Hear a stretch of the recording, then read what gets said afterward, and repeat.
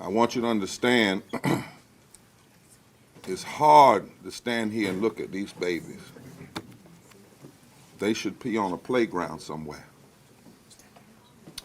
enjoying themselves with their friends, and not here once again in America talking about the unarmed killing of an unarmed. Take your time. Take your time. This is Eastern North Carolina. This is the black belt of North Carolina. This is the North Carolina Delta, if you will. But it is also where my father and my mother organized black, white, and native people to build a multi-ethnic democracy. It's where I was raised, where I was born. And when you heard the counselor say what he said, you ought to hear that this is not new in Eastern North Carolina. My father in the 1970s was challenging the killing of unarmed black folk in Eastern North Carolina. This is where they raised me, and this is the community that laid hands on me and said, go out in the world and stand for justice, stand for truth. And I stand here today to mourn the loss of a child of God. I'm here as a pastor to stand with the mother, the aunts, the children, the family, represented by this attorney. And lest we forget, in our urgency to know what happened, it happened to a man. It happened to a father of 7. It happened to a cousin, to a nephew. He's not a caricature. He's a man. That's right. Yes. A young 42-year-old black man. Yes. Say his name. Andrew Brown. And we're here to stand in prayer, but we are not here to simply say, God called Andrew home from labor to rest. All right, then. Now we, as people of faith, entrust Andrew to God, but we cannot use God to whitewash the fact that there must be accountability, and we must know all of what happened, and the tapes must be seen. Yes. America, here is the issue. A warrant is not a license to kill. Even if a suspect supposedly drives away. A warrant does not mean a person is guilty. A warrant is not permission to shoot someone, possibly with assault rifles multiple times. It is not the authorization to shoot someone in the back. That's right. And let's be clear. It doesn't matter if the officers are white or black, Amen. or brown, Amen. or men or women. If they engage in brutality, use excessive force, or abuse their power to murder citizens, officers of the law must be held accountable if the law is to mean anything for the rest of us. That's right. We must see the tapes. Amen. So we're here today to make some clear demands. This is not just what this family wants in all of their grief and what the community wants in all of its concern. This is what justice and truth demands. Release the tapes. Release the tapes. At least let the family see the tapes. Eyewitnesses have said Andrew was driving away from officers when they shot him. Now, the audio report said they had a suspect that was shot in the back. We need to see the tapes. North Carolina law does not prevent this. It may say that it's up to, or they don't have to, and we need to work on that in North Carolina. The General Assembly needs to pass immediately a law that says the body cameras are public record. That's right. Amen. If the audio is public record, then the video ought to be public record. Sheriff here, what's his name, Keith? Must come clean. That's the local president of the NAACP. We grew up together, slept on the same floor sometime. Even in North Carolina, the law doesn't say the tapes on public record. The DA can let the family, let the attorneys see the tapes. Look how fast the tapes were shown even to the public in Columbus, Ohio. That's right. That's right.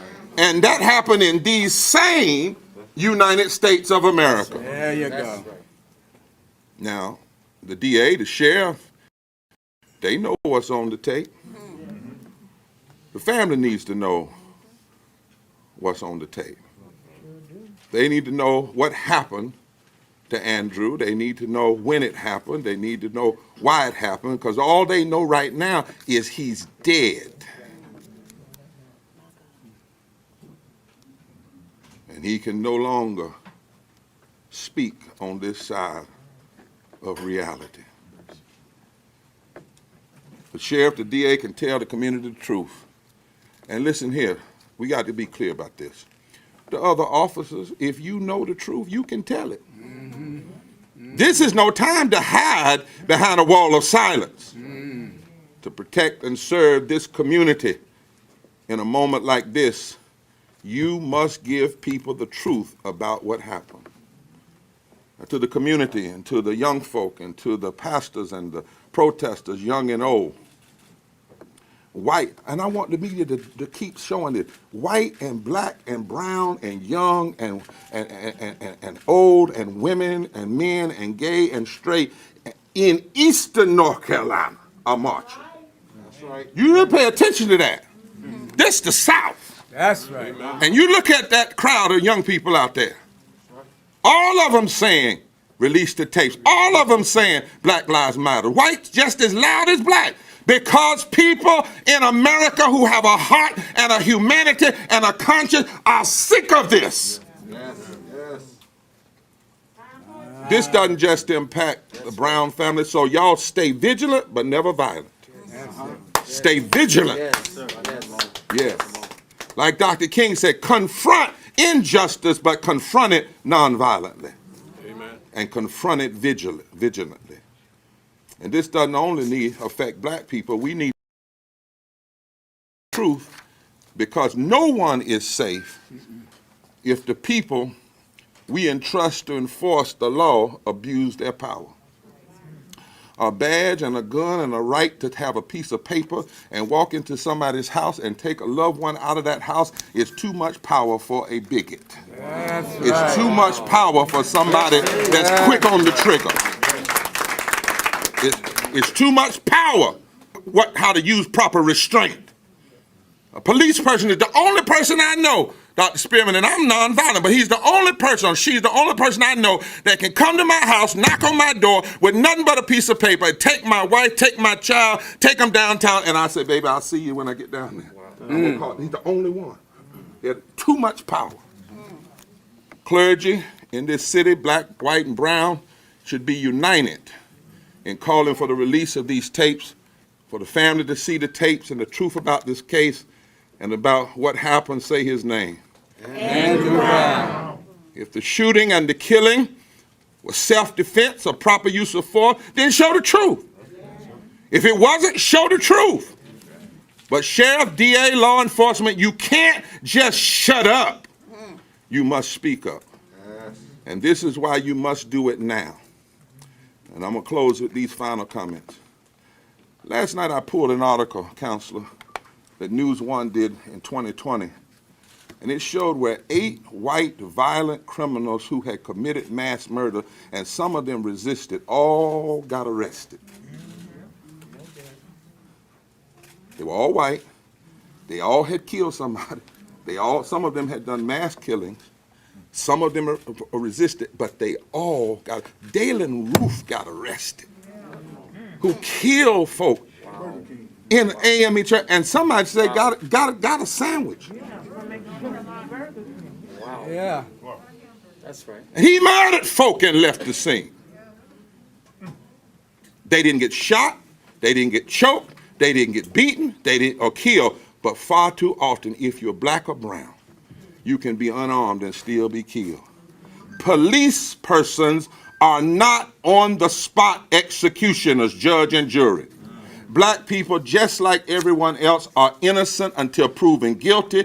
And when we challenge and call for the truth and transparency, this is not hating police. It's what we hate are double standards, deplorable actions that end up in deadly consequences. We've seen too many lives lost in situations that began with air fresheners in rearview windows, or allegedly spending a fake $20 bill, or selling cigarettes on the street, or because a warrant is served. This is why the family are saying they must see the tapes so they know the truth. They can handle the truth, but they can't handle silence, and they can't handle injustice. So again, we're here to demand what justice demands. That's right. There must be full accountability under the law. That's right. Now, one last thing. Whatever those deputies saw and heard, I'm a pastor, so I can say this, counselor. Whatever those deputies saw and heard, they've already confessed it. They told somebody, their wives, their girlfriends, their mamas. All of those men and women will have the local news on today while they're cooking and eating their dinner. And they need to be reminded, God already knows the truth. And they already know the truth. And the counselor has said to you, come here, counselor, that the truth will come out. Yeah. The truth will come out. Somebody just said one way or the other. And this is Eastern North Carolina. And I suspect before this is finished, we're going to need a federal investigation of pattern and practices. Not just in Pasquotank County, but in Eastern North Carolina. It's been too long. We ask the city, the state, the nation, and all those that know the words and the worth of prayer to pray for this family. Pray for this family. This grieves us. And I don't care what the color of your skin is, it ought to grieve you. Huh? From serving a warrant to shot in the back, we must see the tapes. Regardless of your color, your faith, or your creed, you know, in situations like this, only the truth can set us free.